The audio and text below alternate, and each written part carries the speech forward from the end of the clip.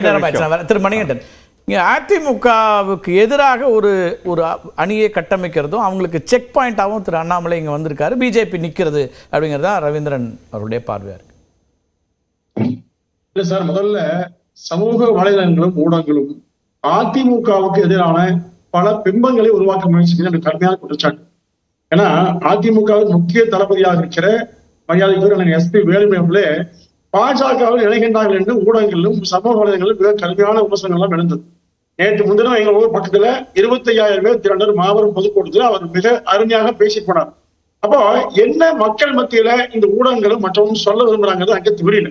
ஏன்னா இது அதிமுக தொண்டர்கள் மத்தியில் மிகப்பெரிய சோர்வு, தமிழ்நாட்டு மக்கள் மத்தியில் மிகப்பெரிய கேள்வி எழுகிறது. ஏன்னா திமுகவுக்கு மிக சரியான போட்டியாளர் அதிமுக, அதிமுகவுக்கு சரியான போட்டியாளர் திமுக. இதுதான் 72 இருந்து இன்று வரை மாறாமல் இருக்கிறது. ஆனா இந்த இடையில் ஒரு சிலரை மையப்படுத்தி முன்னிலைப்படுத்தி அதிமுகவை தனிமைப்படுத்துகிற ஒரு பிம்பத்தை உருவாக்குறாங்க. இப்ப அதிமுகவுக்கான வாக்கு வங்கியோ எந்த விதமான குறைச்சல கிடையாது இருந்தாலும் கூட சில ஊடகத்துல வெளியில பாத்தீங்கன்னா பொய்யான தவறான புள்ளி விவரங்களை சொல்லி அதிமுக இப்படி ஏதாவது இதுவரை 4 பேர் உட்கார்ந்து தீர்மானிக்கிற அளவுக்கு தமிழ்நாட்டு அரசியல் மாறி இருக்கதா என்று பாருங்க. நீங்க டாக்டர் ராமதாஸ் அவர்களை கடந்த காலத்தில் மிக கடுமையாக பேசியவர்கள் இன்னைக்கு அதிமுகவோடு சேர்ந்து விடக்கூடாது என்று அக்கறையா பேசுற மாதிரி பேசுறாங்க. இது தெளிவா என்ன எனக்கு தெரியும். அதே மாதிரி இந்த கூட்டணி அமைந்து விடக்கூடாது, அண்ணாமலையை ஏன் முன்னிலைப்படுத்துவது என்கிற பிம்பத்தை போலியா பொய்யா உருவாக்கப்படுத்துறாங்க. சார் 4% வாக்கு வங்கி உள்ள ஒரு கட்சி பாஜக, அதை பற்றி அதிமுக கவலைப்படல, பேச விரும்பல. ஆனால் அவர்களோடு சேர்ந்துதான் பாமக பட்டியல் நன்றா தெரியும், கணேசகுமார் நன்றாக தெரியும். அந்த கட்சி பாஜகவோடு இணைந்து தலைமை தாங்கி நடத்த வேண்டும் என்ற கட்டாயம் வருமா? அதாவது கடந்த காலத்தில் எடுத்த முடிவில் வேறு. நிச்சயமா சொல்றேன், வெற்றி கூட்டணியா, அதாவது டெபாசிட் கூட வாங்க முடியாத கூட்டணியா என்பது ஒருவரும். இன்னொன்று, திமுக கடந்த 3 ஆண்டுகளில் செய்த மிகப்பெரிய தவறு. கடந்த ஒரு வாரமா பாக்குறேன், அந்த போதைப் பொருட்கள்ல திமுக மீது தமிழ்நாட்டு மக்கள் வெறுத்து போயிருக்காங்க. இப்ப அந்த மக்கள் அனைவருமே திமுகவை அப்புறப்படுத்த வேண்டும் என்று கொந்தளிச்சிருக்காங்க. இதை மறைப்பதற்காக மறுப்பதற்காக என்று ஊடகங்கள்ல எல்லாருமே அதிமுக விட்டு போட்டு திமுக விட்டு போட்டு அதிமுக வெர்சஸ் பாஜக விடுவாங்க. இது என்ன காரணம்னா, சபா சரியான போட்டி என்று அதிமுக திமுக மட்டும் தான் இருந்ததுங்க. இப்ப அந்த இடத்துல பொருத்தமில்லாத நபர்களை, பொருத்தமில்லாத போட்டியாளர்களை பாஜகவோடு இணைத்து அதிமுக பேசுவதே மிகவும் மிகவும் மோசமான செயல். உங்க பார்வை எதை வைக்கிறீங்க? இன்னொரு பக்கம் திரு KP முனுசாமி அவர்களோ திரு ஜெயக்குமார் அவர்களோ யார் குறித்து கடுமையான விமர்சனங்களை நேற்றும் இன்றும் வைத்திருக்கிறார்கள். சார், அதாவது ஒரு கேள்வி வருது. 4 மாதம் வரை அதிமுக பாஜக அணியில் இருந்தது. இப்போ ஊடகங்கள்ல பத்தி என்ன இல்ல, இதை பொருட்படுத்தவே வேண்டாத ஒரு இடம் அப்படின்னு நீங்க முடிவு பண்ணா, ஆனா 2 மூத்த அமைச்சர்கள், திரு KP முனுசாமி திராவிட இயக்க சித்தாந்தத்துல கொள்கையில உறுதியா இருக்கக்கூடியவர், அவர் கடுமையா பிஜேபியை விமர்சிக்கிறாரு. நிர்மலா சீதாராமன் அவர்களோ ஜெய்சங்கர் அவர்களோ இங்க போட்டியிட முடியுமான சவால் விடுக்கிறாரு. இங்க மற்ற எதையும் இங்க பிரதமருடைய பேச்சுக்கு பிறகு இவங்க எங்களுடைய தலைவர்களை கடன் வாங்குறாங்கன்ற விமர்சனங்கள் வைக்கிறாங்க. அப்ப அது பேசு பொருளாக ஆகுது. நீங்க அவங்க கன்சிடரே பண்ணலன்னு எப்படி நம்ம சொல்ல முடியும் நீங்க சொல்லக்கூடிய பார்வையில இருந்து? ஏன்னா அவங்க 2 நாளா அவர்களுடைய கருத்து என்னவா இருக்கு, யாருக்கு எதிரான விமர்சனங்களை முன்வைக்கிறாங்க? இல்ல, அதாங்க எடப்பாடியார் ஒரு பொருட்டே இல்லை, அவர்களோடு கூட்டணி நேரம் யாரும் தயார் இல்ல. இப்ப பாஜக திமுக மாறிட்டு இருக்கு. இப்படி ஒரு பிம்பத்தை உருவாக்க முயற்சிக்கிறது அப்படி யாருமே சொல்லல. என்ன சொன்னாரு? இல்ல, நீங்க சொல்லக்கூடிய பாயிண்ட் ஓகே. அப்படி ஒரு நரேட்டிவ் இங்க செட் பண்ண முயற்சி பண்றாங்க. அதை நான் அதை மறுக்கிறேன்னு நீங்க சொல்லக்கூடிய பார்வையை நான் எடுத்துக்கிறேன். இங்க திமுகவுக்கும் அதிமுகவுக்கும் தான் போட்டி அப்படின்றீங்க. அப்ப திமுகவுக்கு எதிர்நிலையில அதிமுக தான் இருக்கு அப்படின்னு உறுதியாயிட்டா கூட்டணி அமைவதில் கட்சிகள் ஏன் இன்னும் தயக்கம் செலுத்துறாங்க? சார், தயக்கம் இல்ல. அதாவதுங்க கடந்த காலத்து வரலாறு சொல்ல நிறைய சொல்லாங்க, நம்ம அதுக்குள்ள போக விரும்பல. ஒண்ணு இல்ல, பாஜக குறித்தான சில விமர்சனங்களை இன்னைக்கு ஏன் வைக்கிறாங்கன்னா, கடந்த ஓரிரு மாதங்களா பாருங்க, அதாவது அதிமுக பற்றி பாஜகவோடு இணைத்து மறைமுக கூட்டணி, அதாவது தேர்தலில் வெற்றி பெற்ற பிறகு இணைவாங்க, பாஜகவும் அதிமுக நாடகம் போடுகிறது, இப்படி ஒரு செய்தியை அதிகமா பரப்புறாங்க. அப்ப தொண்டர்களுக்கும் மக்களுக்கும் தெளிவுபடுத்த வேண்டியது கட்சியினுடைய மூத்த தலைவர்கள் கடமை. சொல்றாங்க, வேற ஒண்ணும் இல்ல. இப்ப அதற்காகவே பாஜக அதிமுக ஒன்றாயிருங்களா? இப்ப நீங்க 10 கட்சி அலைன்ஸ் இருக்குது, ஒரு கட்சி வெளியே போனா அந்த காரணம் சொல்ல வேண்டியிருக்கும். சமத்துவ மக்கள் கட்சி வச்சுங்க, நாளைக்கு சமத்துவ கட்சி வெர்சஸ் அதிமுக பேச பண்ணிக்கலாம்.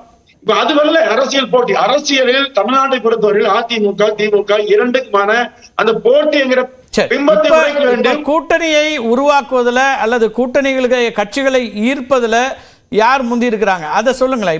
இப்ப யார் வலுவாக இருக்கிறாங்கன்றதானே இப்ப நீங்க திமுக உட்பட பிஜேபி உட்பட அதிமுக மூன்றுமே, திமுக அதிமுக பிஜேபி மூன்று கூட்டணிகளும் தான் நம்ம விவாதிக்கிறோம். அதுல உங்க இப்ப பார்வை சொல்லுங்களேன். திமுக கூட்டணி திரு ரவீந்திரன் சார் சொல்றாரு அங்க கிட்டத்தட்ட இன்டாக்டா இருக்கிறாங்க, அவங்க வெற்றி கூட்டணியா தான் போவாங்க. சீட் ஷேரிங்ல அவங்களுக்குள்ள இருக்கிற நெருக்கடிகள் இது வழக்கமா இருக்கிறது ஒண்ணு, ஆனா இங்க அப்படி இருக்கான்னு கேட்கிறாரு அவர். 98 நாடாளுமன்ற தேர்தல் அம்மா தலைமையில் அமைச்சாங்க. 96 தோல்விக்கு பிறகு அமைச்சு கூட்டல் சுப்பிரமணிய சாமி, பாலப்பர் ராமூர்த்தி, அதே டாக்டர் ராமதாஸ் ஐயா அவர்கள், மதிமுக, இன்னும் சில கட்சிகள். இப்போ சுப்பிரமணிய சாமிக்கு என்ன இருந்தது, பாலப்பர் ராமனுக்கு என்ன இருந்தது, ஒரு பிம்பத்தை திமுக விரும்பாத கட்சிகள் எல்லாம் சேர்ந்து உருவாக்குவதுதான் அரசியல் சொல்லுவீங்க. அப்போ அதிமுகவுக்கு 2014 சரி 16 சரி பாருங்க. இப்ப ஒரு வரிசைப்படுத்துங்களா நீங்க கடந்த காலத்தை வரிசைப்படுத்துற மாதிரி இப்ப சொல்லுங்க. இப்ப சார் அந்த அவசியம் அதிமுக எப்பவுமே இல்லைங்க. அதாவது அன்றைக்கு விமர்சனமே வேறு, அது அரசியல் சொல்லவே வேறு. நீங்க சொன்னீங்க அதிமுக ஓகே இல்ல சார், அதிமுகவுக்கு என்று நிலையான நீடித்த வாக்கு வங்கி உண்டு. ஆனா திமுக பயப்படுங்க, அதிமுக அப்படி இல்ல, தனித்தே. என்ன சொல்றேன், நேற்று கூட எஸ்பி வேலுமணி, பொள்ளாச்சி ஜெயராமன், உடுமலை ராதாகிருஷ்ணன், MS மானந்தன் எல்லாமே சொன்னாங்க. அதாவது நான் கூட இருந்தேன், அதாவது அதிமுக 40 தனித்தே நின்றால் கூட மிகப்பெரிய வெற்றி பெறுங்க. அந்த அளவுக்கு வலிமை. முக்கிய தலைவர்கள் விஜயகாந்த் அவர்களுடைய இல்லத்திற்கு சென்று கூட்டணி பற்றி பேசுறாங்க. கிருஷ்ணசாமி அவர்களை இணைக்கிறோம், டாக்டர் ராமதாஸ் அவர்களே சந்திக்கிறாங்க. நான் மறுக்கல சார், மெகா கூட்டணி அமைப்போம் சொன்னதும் அதிமுக. நான் சொல்றேன், எப்பொழுதுமே அரசியலில் திமுகவை எதிர்க்கிற எல்லா கட்சிகளையும் இணைப்பது அதிமுக கடமை, வரலைன்னா அதான் விஷயம். ஆனா அதே மாதிரி பாஜக திமுக இரண்டும் இன்றைக்கு சம எதிரியா திமுகவை தாண்டி பாஜக அதிமுக. இந்த நிலையில இவர்களை கடந்து வாங்கன்னு சொன்னது தப்பு கிடையாதுங்க. அரசியல் எல்லாமே நடக்குங்க. நீங்க நிறைய வரலாறு சொல்லலாம். கருணாநிதி அவர்கள் பேசாத பேச்சே இல்ல, கூட்டணியா இயங்காத காலங்கள் நிறைய இருந்தது. இதை பற்றி எல்லாம் அதிமுக கவலை இல்லைங்க. இப்பவும் சொல்றேன், அதிமுக மிக தெளிவாக துணிவா இருங்க. இந்த நாடாளுமன்ற வேட்பாளர் தேர்வு முடிஞ்சது, அதே சமயம் வாக்குச்சாவடி பரிசீலனை எல்லாம் முடிஞ்சது. அதிமுக தேர்தலுக்கு அடுத்த கட்ட பணியை ஆரம்பிக்க போறாங்க, பிரச்சாரம் ஆரம்பிக்க போறாங்க. அதனால இது அதிமுகவை தயவு செய்து திமுக தான் எதிரி, மற்ற யாரோடு ஒப்பிடாதீங்க. ஒப்பிடுவதை நிச்சயமா ஏற்க முடியாது.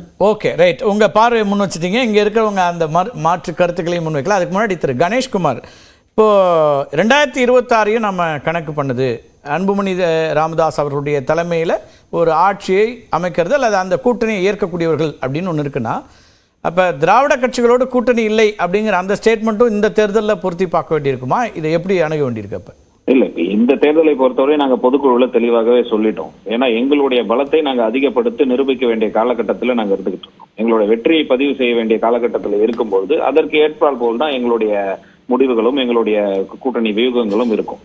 அதை நோக்கிதான் எங்களுடைய செல்லுமே நாங்கள் தெளிவுபடுத்திருக்கோம். பலத்தை நிரூபிப்பதா வெற்றியை பெறுவதா? ஏன்னா இதுதான் இப்ப இங்க இருக்கக்கூடியதுல அதை கேட்கிறேன். பலம்ங்கிறது உங்க வாக்கு சதவீதத்தை மட்டுமே கூட இருக்கலாம், ஆனா வெற்றியாவும் அது இருக்கணும்னு பாக்குறீங்களா? அதுக்கேற்ற வியூகம் ஒண்ணு இருக்கும்ல. ஒரு தேர்தல் கூட்டணி என்று சொல்லும் பொழுது எங்களுடைய பலம் அவர்களுக்கு உதவ வேண்டும், அவர்களுடைய பலம் எங்களுக்கு உதவ வேண்டும். இரண்டும் சேர்ந்து ஒரு வெற்றியை அமைக்கணும்ன்றதுதான் ஒரு தேர்தல் கூட்டணி. ட்ரான்ஸ்ஃபர் ஆஃப் ஓட்ஸ் பத்தி பேசுறீங்களா? வாக்குகள் ரெண்டு பக்கமும் மாறக்கூடியது, அது எங்க நடக்கும் அப்படிங்கிற மாதிரியான பார்வையை அதை பார்க்க வேண்டியிருக்கா? எப்படி சொல்றீங்க? அதை அதுதானே கூட்டணியே. ஒரு கூட்டணி என்று சொன்னாலே டிரான்ஸ்பர் ஆஃப் ஓட்ஸ் எங்க வின்னபிலிட்டியை உருவாக்குதோ அதுதான் பிகம்ஸ் அன் அலையன்ஸ். அதுதான் அந்த கூட்டணி தர்மம் தான் தொடர்ந்து நாங்க பண்ணிட்டு இருக்கோம். அது நாங்க தீர்மானிக்கிற இடத்துல இருக்குன்ற காரணத்தினால எங்களுக்கான டிமாண்ட் இன்னைக்கு இருந்துட்டு தான் இருக்கு. இன்றைக்கு இருக்கக்கூடிய சூழ்நிலையில பாட்டாளி மக்கள் கட்சியோட வாக்கு வங்கி வெற்றி வாய்ப்பை டிசைட் செய்யற இடத்துல இருக்கிறன்றதுனால எங்களுடைய பார்கெனிங் பவர் அதிகமாக இருக்கு. அதை வச்சுதான் நாங்க பாக்குறோம். இப்ப எங்க கிட்ட எல்லாருமே கூட்டணி பேசுறாங்க, போறாங்க, வராங்கன்னா எதற்காக? பாட்டாளி மக்கள் கட்சி இந்த அணியில இருந்தா நாங்க வெற்றி பெறலாம்ன்ற ஒரு எண்ணம் தானே. அந்த எண்ணத்தை நோக்கிதான் சென்று கொண்டு இருக்கும். ரைட், பேச நான் வர திரும்ப. நீங்க ஸ்ரீராம் குறிப்பிட்டு வரும். நீங்க சார், இதுல ஒண்ணு புரிஞ்சுக்க முடியல. பொங்கலூர் மணிகண்டும் சரி, ஷபீரும் சரி, BJP not to be considered as a force எல்லாம் சொல்கிறாங்க. ஆனால் நீங்கள் நினச்சி பார்த்தீங்கன்னா சோஷியல் மீடியா ஆகட்டும், பப்ளிக் மீடியா ஆகட்டும், வேறு எங்கேயுமே திமுக அதிமுக ரெண்டு பேரும் மோதினா மாதிரி நான் அட்லீஸ்ட் கடந்த சில மாதங்களாக பார்க்கவே இல்லை. எதிர் அணிகள்னு சொல்லிட்டு இவங்களுடைய பாலிசியை எதிர்க்கணும், இவங்க எதிர்க்கணும். அது பண்ணல. ரெண்டு பேரும் ஐடியாலஜில எல்லாத்தையும் எதிர்க்க முடியாதே. பாலிசியில நீங்க பாலிசி தான் சொல்றேன். ஒட்டுமொத்தமா இல்ல பாலிசி தான் சொல்றேன். பாலிசி தான் சொல்றேன். பாலிசியிலேயே உங்களுக்கு நினைவூட்டுறேன், தமிழ்நாடு சட்டமன்றத்துல பல தீர்மானங்கள் ஒருமித்த மனதோடு நிறைவேற்றப்பட்டிருக்கின்றன. ஒரே கருத்து தான். அதாவது the genesis of ADMK is DMK opposition. இதுதான் அதனுடைய துவக்க புள்ளி. என்ன 3 வருடங்களா நீங்க as ஜேர்னலிஸ்ட் சொல்லுங்க, நான் வேணா வந்து பார்வையாளனா விட்டுறேன். நீங்க ஒரு ஜேர்னலிஸ்ட் சொல்லுங்க, அதிமுக திமுக எதிர்ப்பில் தீவிரம் காட்டியது எங்கே பின்வாங்கியது? எங்க திமுக தீவிரம் காட்டியது? இல்ல சார், அதாவது அது வந்து பெர்செப்ஷன் சார். பெர்செப்ஷன் இல்ல, பெர்செப்ஷனே கிடையாது. திரு எடப்பாடி பழனிசாமி என்ன சொல்றாரு, எங்கே தேவையோ, என்ன போராட்டம் தேவையோ, என்ன அறிக்கை தேவையோ அது மட்டும் சொல்லுவோம். எல்லா நேரமும் நான் பேச முடியாதுங்க. அன்னூர் விவசாயிகள் போராட்டம் யார் எடுத்து முன்னெடுத்தாங்க?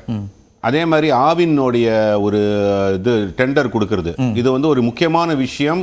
நான் தமிழ்நாட்டை சார்ந்தது எடுத்திருக்கணும்.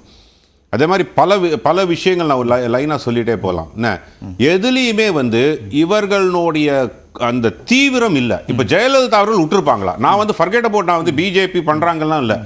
ஜெயலலிதா அவர்கள் முதல் 2 ஆண்டுகள் கட்சியில சிக்கல்கள் அதெல்லாம் தீர்க்கணும், கட்சியை கையில் எடுக்கணும், யார் உண்மையான தலைமைங்கிறத நிரூபிக்க வேண்டியிருக்கு. எல்லாம் பண்ண அப்புறம் முதல் தேர்தல் சார். இந்த தேர்தலுக்கு அவங்க முக்கிய முடிவுகள் எடுக்கிறாங்க. கார்த்திகை செல்வன், இது கட்சிக்குள்ள இருக்கிற பிரச்சனைக்கும் இந்த மாதிரியான திமுகவோட எதிர்த்து போராட வேண்டியதுக்கும் சம்பந்தமே இல்ல. அதுவும் தேவையான போதெல்லாம் செய்து கொண்டுதான். நான் என்ன சொல்றேன், நீங்க பெர்செப்ஷனா சொல்றீங்க, இவங்களை விட இவங்க கூடுதலா அப்படின்னு. அவர் என்ன சொல்றாரு, எது தேவையோ அதெல்லாம் நான் எதிர்க்கிறோம்ன்றாரு. இல்ல அதான் சொல்றேன், நான் ரியாலிட்டியா சொல்றேன். I am just comparing Jayalalithaa அவர்களையும் எடப்பாடி தலைமையில் இருக்கக்கூடிய அதிமுக தான் நான் பாக்குறேன். ஒரு உதாரணம் சொல்றேன். முல்லைப்பெரியாருக்கு எதிராக ஒரு போராட்டத்தை 5 மாவட்டங்கள் நடத்துறாங்க. எவ்வளவு கூட்டம் வந்துச்சு அதிமுக? இன்னைக்கு கட்டமைப்போடையும் இருக்கிறோம்.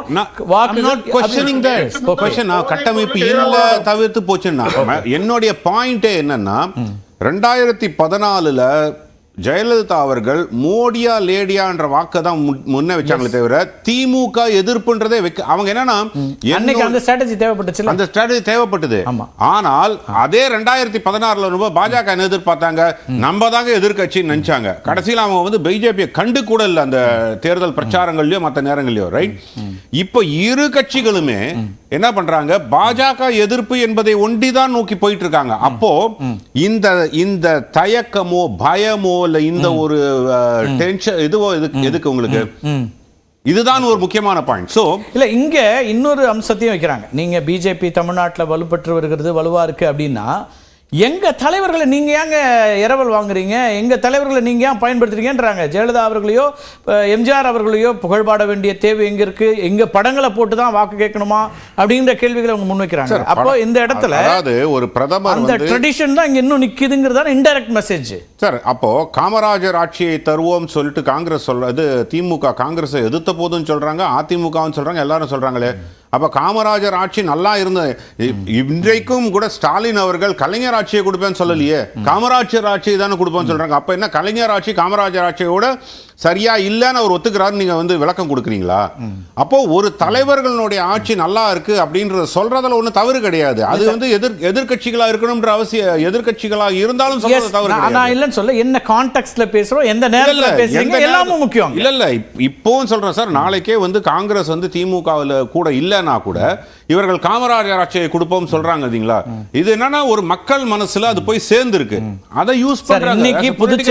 இன்றைக்கு புதுச்சேரியில பாஜகவில் 3 பேர் சஸ்பெண்ட் செய்யப்பட்டிருக்கிறாங்க.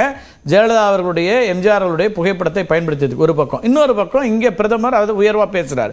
இதெல்லாம் என்ன கான்ஃபிளிக்டா ஒரு மெசேஜ் கன்வே ஆயிட்டே இருக்கு. கண்டிப்பா கான்ஃபிளிக்டிங் மெசேஜ் இருந்தால் நான் என்ன சொல்ல வரேன்னா, அதிமுகவும் சரி திமுகவும் சரி பாஜகவை தான் எதிர்கட்சியாக ஐடியாலஜிக்கலா அவங்க தான் சார் எதிர்நிலையா இருக்க முடியும்.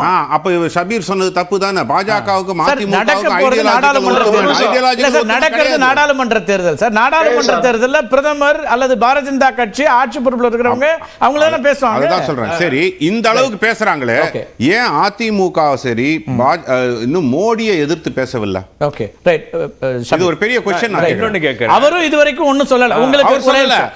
உங்களுக்கு ஒரு விஷயம் நினைவு அவர் சொல்லல. ஏன்னா திரு ஸ்ரீராம் ஒரு விஷயம் நினைவூட்டுறேன். அண்ணாமலை அவர்களிடம் இந்த கூட்டணி முறிவு பற்றி கேட்டபோது அவர் சொன்னது, இதுல எங்க நிலைப்பாட்டை தேசிய தலைமை அறிவிக்கும்னு சொன்னாரு.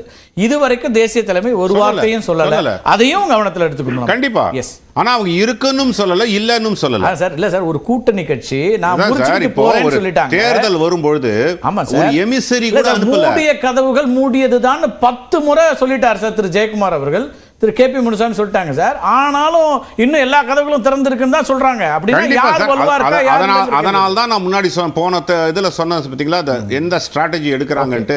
அங்கதான் நான் வரேன். அது இவங்க எடுக்கிற ஸ்ட்ராட்டஜியோட பர்பஸ் அதுதான். சித்தாந்தம் பத்தி சார் சொன்னாரு. இப்போ அண்ணா தொடங்கிய இயக்கம் தான் திமுக. அந்த திமுகவின் சித்தாந்தம் அப்படியே அதிமுக பின்பற்றுகிறது. அது வந்து கருணாநிதி திமுக மாறிடுச்சுங்க. அண்ணா கண்ட கொள்கைகளை அண்ணா திமுக என்ற பெயரில் அப்படியே கடைபிடிக்கிறது. அப்ப திமுக பின்பற்ற வருதுங்க. இப்போ நேற்று முன்தினம் வரை அதிமுக மிக கடுமையான போராட்டத்தை நடத்திட்டு வருது. பார்க்க நினைக்கிறேன். அதே மாதிரி மோடியா ரெடியா சொன்னீங்க. அம்மா அவர்கள் தொடக்கத்திலிருந்தே திமுக தான் கடுமையா பேசினாங்க. கடைசி 4 நாள் மட்டும்தான் திரு மோடி பிரதமர் ஆவார் என்று பேசிய போதுதான் இந்த மோடியா லேடியான்னு சொன்னாங்க. தயவு செஞ்சு மாற்றி பேசாதீங்க. அதிமுக என்றைக்கும் சரியா தான் பேசுங்க.